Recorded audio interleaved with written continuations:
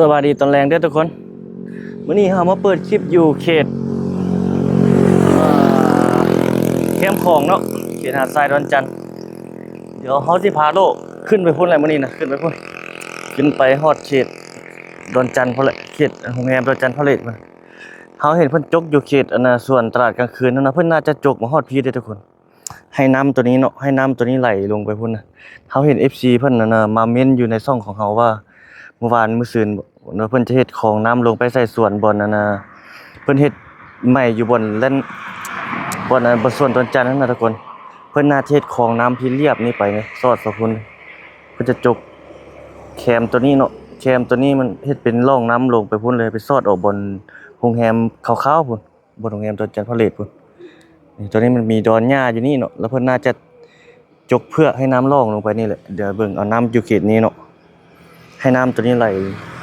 ตอนนี้มันไหลโค้งไปทางพุ่นเนาะนี่ถ้าเฮ็ดเป็นโค้งไปนี่มันก็น่าจะโอเคเลยทุกคนเลยเดี๋ยวเฮาสิพาเลาะไปเบิ่งเนาะโอ้ยังร้อนทุกคนร้อนอีหลีตอนนี้ประมาณ 5 โมงแรงได้นี่เฮามาเปิดคลิปอยู่นี่เลิกแยกออกมาแล้วเมื่อกี้ เมื่อวานนี้ซื้อเฮาใส่กล้องอันนั้นถ่ายมันมืดๆเนาะมื้อนี้เฮาเปลี่ยนกล้องเดี๋ยวขี่เลาะไปพุ่นเนาะขึ้นไปพุ่นเพิ่นกำลังจกอยู่รถจก 2-3 คันพอแหละเพิ่นจกเมื่อวานนี้เพิ่นจกมาโดนแล้วแหละแต่ว่าเมื่อวานนี้มื้อซืนเฮาไปถ่ายเนาะแล้วก็มื้อนี้สิอัปเดตเบิ่งเพิ่นเฮ็ดฮอดใส่ละเพิ่นน่าจะจกขึ้นมาพี่แหละทุกคนลงมาพี่แหละลงฮอดเขตนี้แล้วให้น้ำไหลล่องไปทางแคมป์ฝั่งเบื้องเฮานี่นะตอนนี้น้ำไหลมันจะไหลเข้ากลางพุ่นเลยนี่บ่ทุกคนแล้วเบื้องนี้มันจะเป็นดอนออกมาเลยนี่เพิ่นน่าจะจกมาซอดเอาบนลุ่มนี่บนเงินขาวๆอยู่ลุ่มนี่ให้น้ำไหลล่องเข้าไปนี่เนาะทางหน้าเราจะเป็นทางทิศตะวันตะวันออกแต่ว่าน้ำมันจะไหลลงไปทางนั้นเลยไหลขึ้นไปทางเงินเบื้องตะวันออกข้างหลังเราจะเป็นตะวันตกท้องฟ้างามหลายหมดนี่มันจะจบเรียบมานี่แหละแกมเบิ่งเด้อเขาสิเรียบลงไปนี่ให้ทุกคนได้เบิ่งนี่น้ำมันจะไหลมาตามตัวนี้มาบนเก่าตัวนี้ล่องลงไปนี่เดี๋ยวสิล่องไปเพิ่นน่าจะจกมาฮอดพี่แหละดูไงตอนนี้เพิ่นยังจกอยู่เขตทางหน้าเอาพุ่นทุกคนเดี๋ยวสิพาไปเบิ่งให้น้ำไหลล่องเข้ามาทางนี้ก็ถือว่าดีเลยนะทุกคนเนาะมันจะเป็นเป็นแม่น้ำไหลผ่านไปเนาะแล้วก็เฮ็ดให้เขตนี้มันจะเป็นการดีนะเพราะว่ามันเขตแคมป์ของนี่มันเป็นจุดเล่นมากจุดท่องเที่ยวอยู่แล้วเนาะใครมาเวียงจันทร์เขาเจ้าก็มาล่อมาเล่นมาเที่ยวอยู่แล้วเขตแคมป์ของเขตนี้เขตทางหน้าเอาเป็นต้นเขตตลาดกลางคืนนะ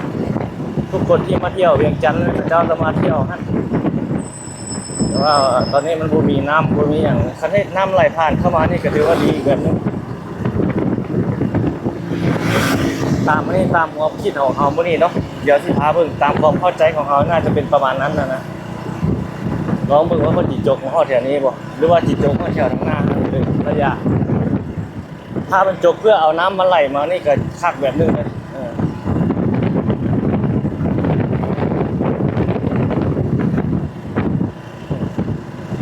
ตอนนี้มีดอนหญ้าน้ำมันไหลเข้าไปกลางพุ่นอย่างเดียวนี่เบื้องอยู่แถวฟ้าเบื้องนี้มันบ่มีน้ำตอนนี้เพิ่นกำลังจกอยู่แถวลุ่มแถวทางเทิงแถวเฮาสิไปนี่ลงเว้าทางลุ่มตลอดเพราะว่าน้ำมันไหลไปทางนั้นนะไปทางหน้าเอาพุ่นเฮาก็เลยลงเอื้อนทางลุ่มทางหลังเฮาแล้วทางที่จะเป็นตกธรรมดาทางลุ่มทางหลังเฮาแต่ว่าน้ำเพิ่นไหลทางลุ่มขึ้นมาถึงนะก็เลยลงมักเว้าลงตลอดมักเว้าทางลุ่มทางถึงนี่ว่าเราเว้าแต่ทางลุ่มตลอดนะท้องฟ้าแจ่มใสดีด้วยทุกคนเลยนี่แถวนี้เพิ่งจกมานี่คักเลยแจ่มฝั่งนี่นะที่น้ำไหลล่องลงไปทางนั้นหมดเลย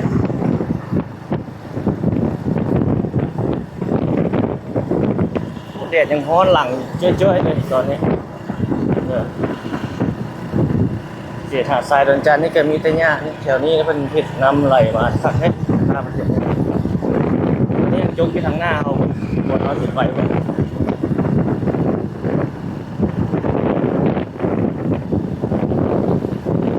ถ้าให้เป็นคลองน้ำไหลไปก็เป็นที่ดีเลย เล่นมากนะเตรียมของไผ่ม้าเขาเจ้าไผ่ขม้านะเล่นมาเที่ยวกลางค่ำกลางคืนคนเต็มเยอะนี่นะเจ้ามาเล่นมากินมาเที่ยว5 โมงนี่เขาจะเตรียมเปิดห้างเปิดหอแล้วเที่ยวนี้ทีนี้ยังซื้อปีลงให้ไง20,000 กีบว่าซื้อปีลงไปในเจ้าสัมปทานเนาะเป็นบริษัทเจ้าสัมปทานเฮ็ดเป็นทุ่งหญ้าทุ่งนั้นแล้วเขาก็ถางหญ้าเฮ็ดเป็นอะไรเข้าไปปกติจุดนี้มันก็บ่มีคนเข้าอยู่แล้วมันเป็นป่าหญ้าทึบนะถ้าเขาเจ้าก็บริษัทเจ้าสัมปทานแล้วเขาเจ้าละอนามัยก็ตัดหญ้าถางหญ้าเข้าไปก็มีคนเข้าไปอยู่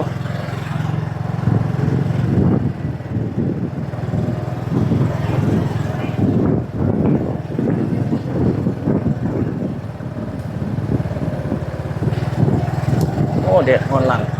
จวดเลยเพิ่นยังจงฮอดบนนี้เลยแต่เพิ่นบนนั้นเอามาถ่ายเมื่อวานนี้มื้อซื่อโอ้เด็ดฮอนอีหลีเว้ยจอดนี่เพิ่นหากระจกฮอนนี่เด้อทุกคน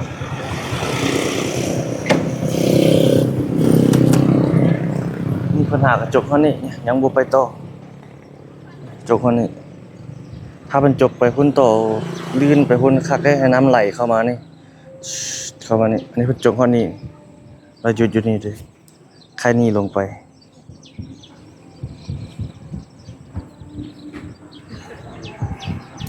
ถ้าจกให้มันเป็นแบบนี้ขึ้นไปพุ่นเนาะทุกคนไปต่อน้ำอยู่ทางนั้นพุ่นน้ำทางนั้นไหลลงมานี่คือสิคักไหลเรียบไปนี่เนาะแต่ว่าเพิ่นยังโจะอยู่แบบนี้บ่แน่ใจคือกันทุกคนแต่ว่าใครนี่ขึ้นไปพุ่นมันจกแล้วไปฮอดเขตนั้นพุ่นถ้ามันจกเห็นน้ำไหลมาเนี่ยโอ้คักเลยอัปเดตเข้มของยามแรงทุกคนเลยเดี๋ยวสิพาไปเบิ่งอันบนอันน่ะสวนอันต้นจันทร์บนเพิ่นกำลังเฮ็ดนะทุกคนเฮาก็อัปเดตเรื่อยๆให้ทุกท่านได้เบิ่งเนาะ มื้อนี้เฮามาน้ำเบิ่งของน้ำเนี่ยอัปเดตให้ทุกท่านได้เบิ่งได้ชมน้ำผู้ที่มันติดตามเฮานะให้เพิ่นจบเป็นแบบนั้นทุกคนเลยบ่มีรถยังจกอยู่ข้างหน้าเฮาหมดเนี่ยเดี๋ยวกำลังจกไปทางนั้นพุ่น 2-3 คันมันก็เฮ็ดเวียกหนักเลยทางนั้นแปลนเติ้นเบิ้นเลยทางหน้าเฮาไอ้บ่ทุกคนเพิ่นจกเพิ่นแปลงแล้วกำลังจกไปทางนั้นเพื่อแปลงไป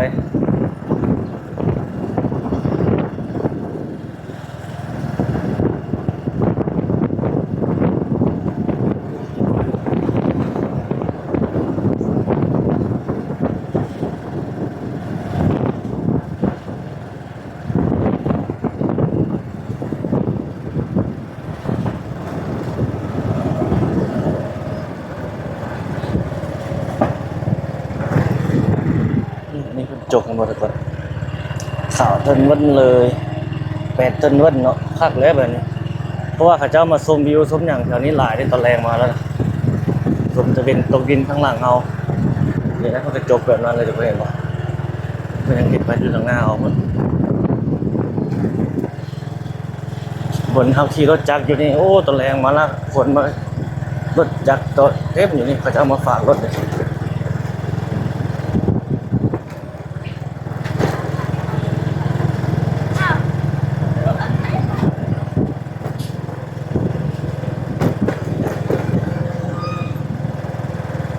โอ้เขาจะเอาเนี่ยตากแดดเนาะชมวิวขาวนี่เขากำลังโจกอยู่ข้างหน้าเขาเลยกำลังเฮ็ดอยู่พุ่นอันนี้เผื่อเมิดนี่ทุกคนเลยกวางขวางเลยเนาะโอ้ถ้าเพิ่นจกไปพุ่นนี่บ่จกไปบนเฮาว้าวพุ่นนะจกน้ำเรียบไหลมาพุ่นคือสิคักเนาะให้น้ำไหลมาแต่พุ่นโค้งมาฮอดจุดนี้คือน้ำไหลจืดเข้ามานี่เนาะจืดมานี่เกี่ยวไปนี่ซอดเอาพุ่นเลยคักแท้ แต่ตอนนี้มันไหลโอ้มออกไปทางนั้นพุ่นทางนี้บ่มีน้ำไหลมาแต่ว่ามันก็มีกันจอกกันเจือนนะเพราะว่าน้ำไหลมันสิซ้อมันบ่ซ้อดอกเนาะทางเบื้องฝั่งไทยเพิ่นก็ยังบ่ซ้อนะน้ำบ่ซ้อแต่ฝั่งนั้นนะ ทางนั้นมันก็มีกันจอกกันเจือนแล้วทางนั้นพุ่นน่ะมันเฮ็ดลงไปฮอดเขตบนหอมบ่แหละ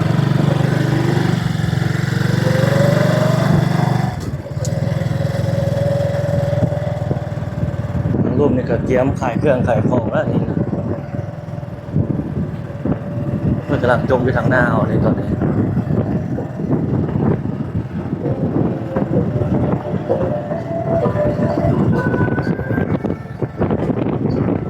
นี่กำลังจมอยู่นี่ 2-3 คันรถจมอยู่นี่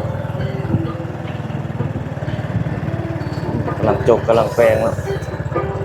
โอ้ถ้าเป็นจบไปบนหอว่าวบนคักแล้วนี่ก็กำลังจบอยู่นี่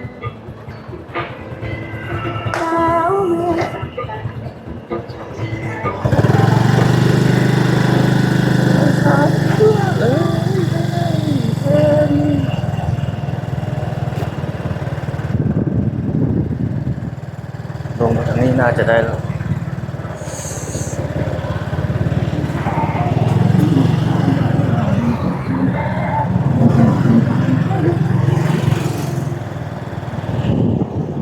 นี่เขาเจ้าขีนใส่นี่โอ้ละมันคอยเรียบไปในรถคนยังบ่มาหลายไปได้อยู่แล้ว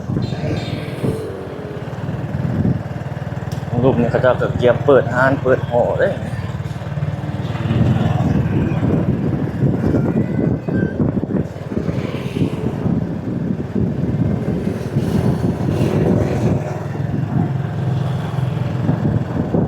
โอ้แดดฮ้อนโอ้ผู้สาวไปทางหน้าเฮา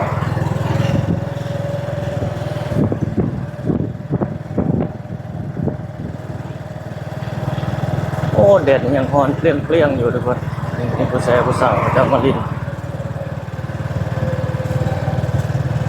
จะมาเรียกเนาะ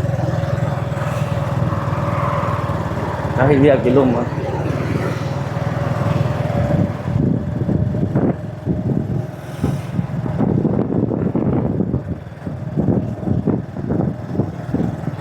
เซ่อยู่นี่ขึ้นเลยวันนี้149,000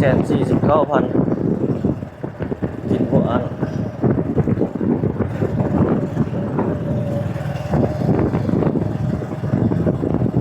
โอ้ลงนี่ยังบ่ได้ทุกคนไปลงทางหน้าบ่เนาะ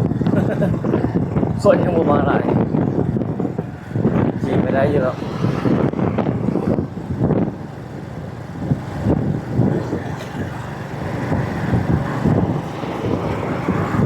แดดตอนหลังเฮาอยู่ตอนปานรถถีบในเฮาเรื่องรถถีบก็ขี่มาได้อยู่เลยคนบ่หลายค่อยขี่ไปเรื่อยนี่ได้อยู่ลูกปันเจ้านะวงกษัตริย์ของลาวเฮาอีกผู้หนึ่งบรรพบุรุษของลาวเฮาอีกคนนึงโอ้ทางนายลงได้โตนแล้วนี่นะนี่ได้บ่แต่ก่อนมีขีดอย่างนี้เขาออกแล้วบ่ออกแล้วเนาะลงนี่เอาแล้วลงซื่อๆ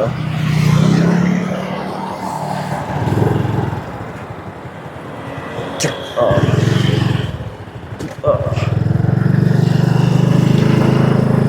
้แดดตอนหลังนะทุกคนเลยจะเริ่มมาเครื่องมาขายแถวนี้หลาย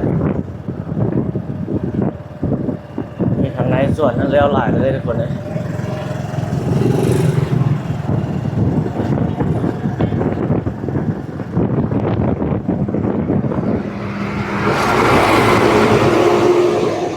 มีเป็นหูเป็นห้างมาแล้วทางใน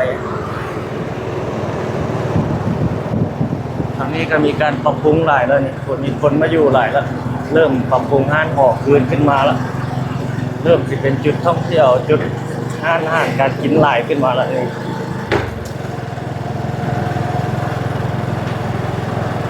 นี่ก็มีโครงการรวมเป็นอย่างสูงเนาะเอาเล็กเล็กเลยหลายสั้นอยู่ด้วยมีบริษัทคนจีนห้างคนจีนคนเขาเจ้ามาเห็นส่วนหลายจะเป็นคนจีนเข้ามาเห็นมาเศร้าโอ้ดอกฝางแดงนะดอกฝางแดงโอ้เด็ดฮ้อนนะทุกคน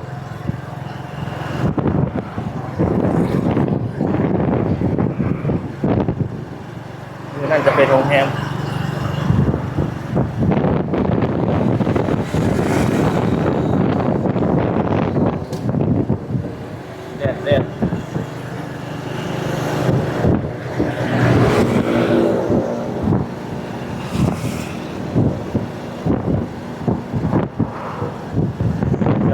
ก็เป็นให้เป็นส่วนที่เขาจะเฮ็ดอยู่ข้างในนะ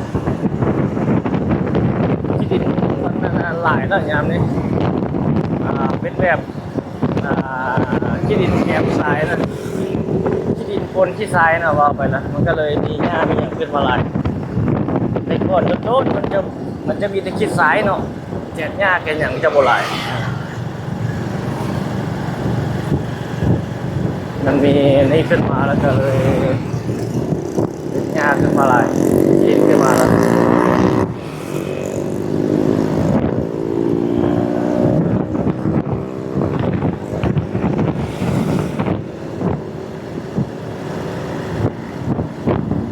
โอ้เข้าพวกมันมีแง่เง่าเลย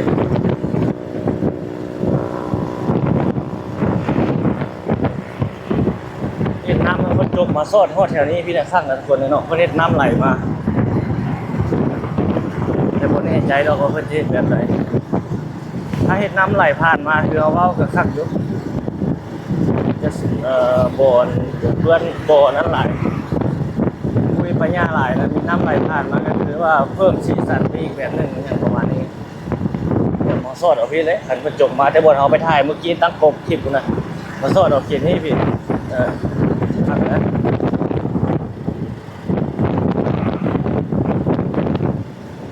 ไม่ได้เอาเนี่ยขายปูปลาเลยผักนี่ปูปลาเขาจะเอามาขายเลยเขาหาอยู่ดีสาวประมงเขาจะหาปลาอยู่น้ำของเขาจะเอาขึ้นมาขายอยู่นี่เดี๋ยวจงมาสอดเอาเบื้องนี้ไปเลยนะครับ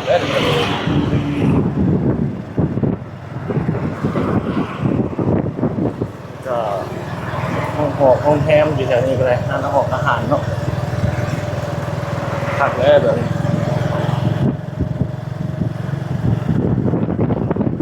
เรื่องนั้นน่ะโดนทางนั้นเห็นทางนั้นเอามาเห็นโดนที่ซ้ายอยู่ทางนั้นเลยบอกทุกคนเบื้องฝั่งไทยอะฮอดเขตตรงเห็นแล้วเล่นมากแล้วโอ้ฮอดทุกคน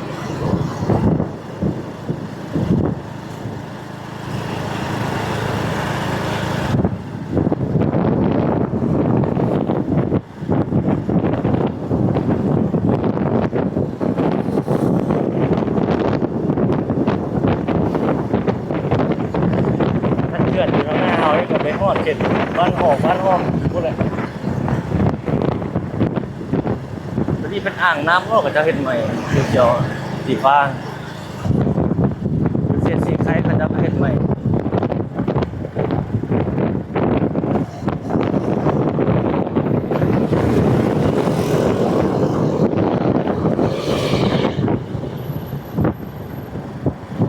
อาจจะเล่นซื้อเข้าไปถนนลาวไทยเด้อทุกคน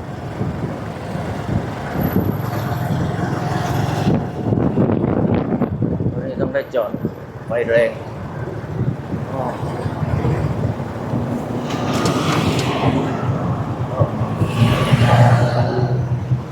ทางนั้นลงไปถนนท่าเรือไปเลยเราจะเล่นซื้อเข้าถนนลาวไทยทีนี้มันไปซอดใส่เขตคนทันก่อนเขตถนนตรงไปนาไปนี่จะให้เศร้าได้ดีนี่แหละไปเลย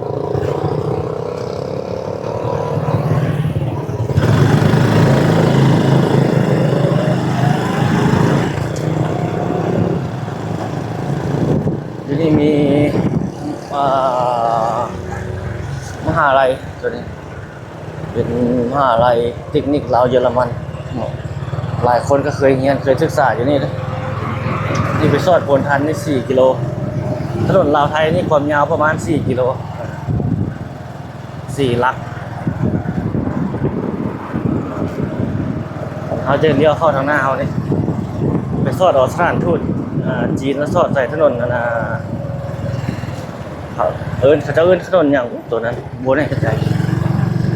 มีบ้านวัดนาคเลยทุกคนเขตนี้นะน่าจะยังขึ้นกับเมืองศรีสัตนาอยู่ได้ทุกคนนะเขตนี้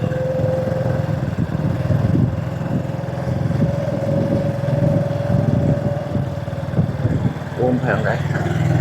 ไปทางนี้เนาะเอ๊ะ มันสิตัดนะไปนี่เลี้ยวขวาเดี๋ยวบ่เลี้ยวซ้ายเดี๋ยวบ่มันเลี้ยวซ้ายไปแล้วเขตนี้นี่เงินหนึ่งถามหลายอยู่ปิดเงินเป็นสถานที่ราชการหลายอยู่โอ้นี่แตกหมดห้านเก่าดูห้านเก่าไปเก่านี่มีทางใหญ่เนาะสอดมีสำนักงานปกครองเมืองศรีสัตนะอยู่เนี่ยสถานที่ราชการ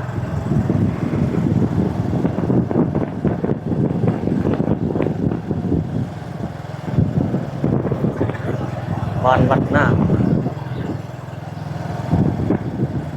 เขตนี้สถานที่ราชการหลาย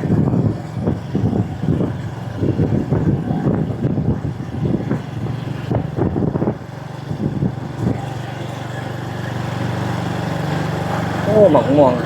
หลายอ่ะ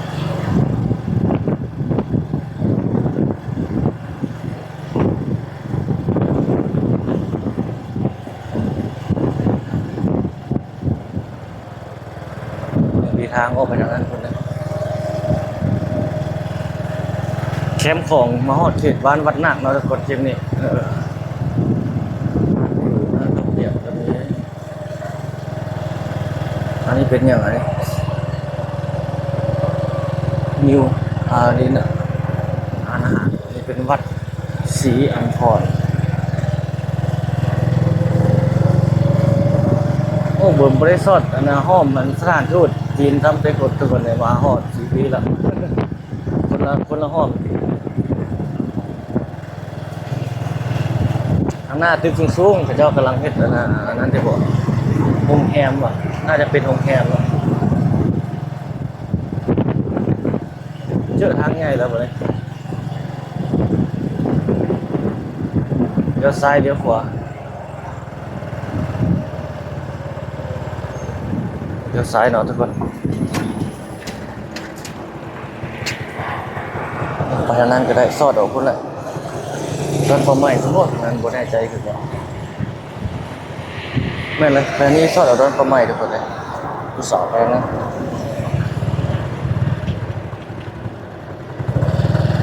เราจะไปทางนี้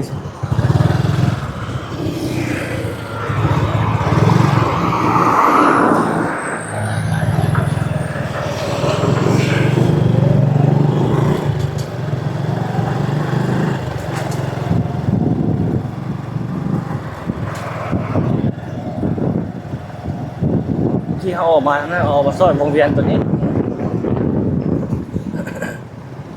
ปล่อยทางวงเวียน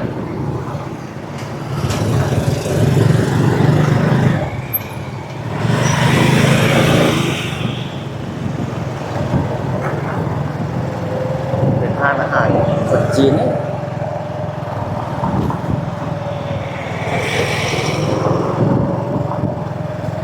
พรพลทำ3 กิโล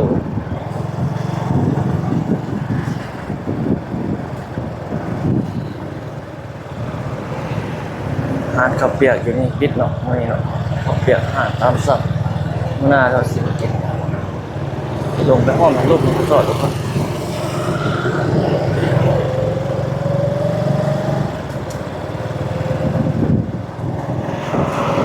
ถนนลาวไทยนี่ทุกคนป้ายอยู่บนนั้นเนี่ย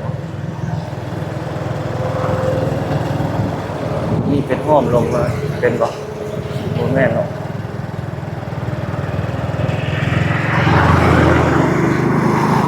รถสากรถไฟฟ้าเจ้ามาจอดสากอยู่นี่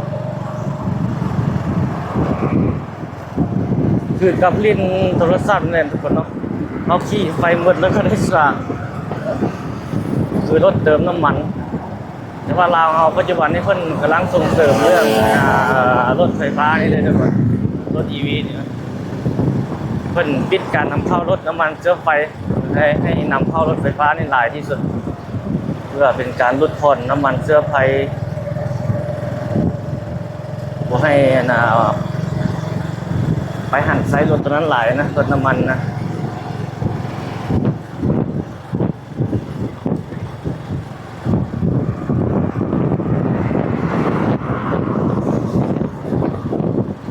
คนก็นิยมหลายอยู่สำหรับน้ำมันก็ได้เพิ่นอยาก ากให้เปลี่ยนมาใส่ตัวนี้เลยคือเอาใส่น้ำมันนี่มันมลพิษก็หลายรู้ว่าหลายอยู่แล้วหันมาใส่ EV หลายกับรถผ่อนทั้งนั้นอันนี้ลงหลายอย่างอยู่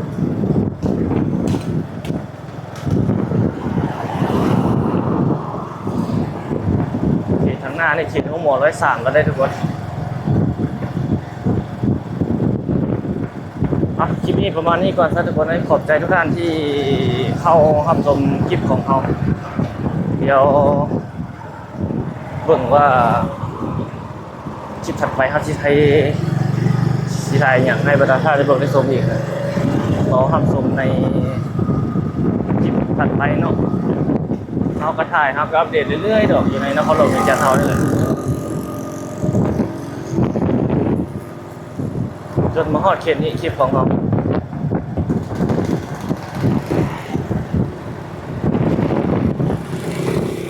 พบกันใหม่เด้อทุกคนสบายดี